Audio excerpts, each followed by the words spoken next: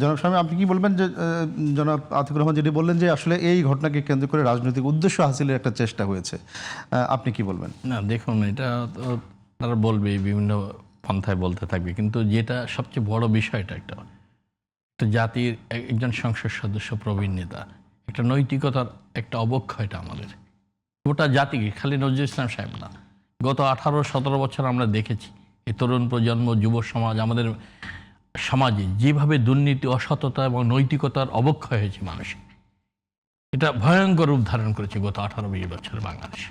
এই জায়গা থেকে আমাদেরকে কোনো ধরনের টলারেন্স আমাদের সহ্য করা উচিত হবে না। যারা এই ধরনের সাথে জড়িত থাকবে, নৈতিক অবক্ষয়ের সাথে, অবশ্যই তারা কোনো ভালো মানুষ হিসেবে কাজ করতে পারবে না, সমাজে সে দৃষ্টান্ত রেখে যেতে পারবে না।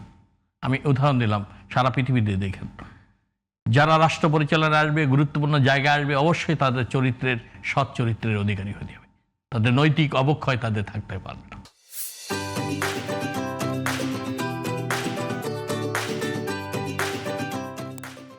অবশ্যই তাদের নৈতিকতা, চরিত্রের অধিকারী এবং সততা থাকতে হবে, তা নাহলে দেশের জন্য, মানুষের জন্য তো কিছু করতে পারবে না।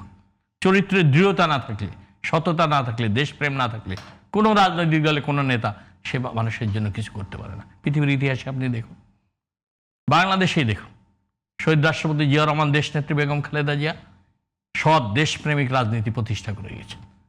তার জীবনে কেউ শহীদ রাষ্ট্রপতি জিয়া রহমানের যে ঘোরতর বিরোধী রাজনৈতিক প্রতিপক্ষ কোনোদিন বলতে পারবে না জিয়া রহমান দুর্নীতিবাদ ছিল, নৈতিক চরিত্রের বিরোধী ছিল, নৈতিক চরিত্রের অবক্ষয় ছিল।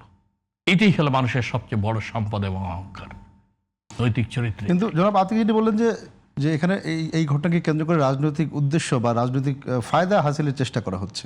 না, এটা কারা করছে এটা তো আমরা ওইভাবে ডিটেলস আসে না, জানা যায়নি। এটা করতে পারে, উনি তো নিজেই অনৈতিক কাজে লিপ্ত হয়ে গেছেন, স্বাভাবিকভাবে হয়তো কেউ না কেউ ধরছে তাকে, এটা তো তার জনসম্মুখে চলে আসছে।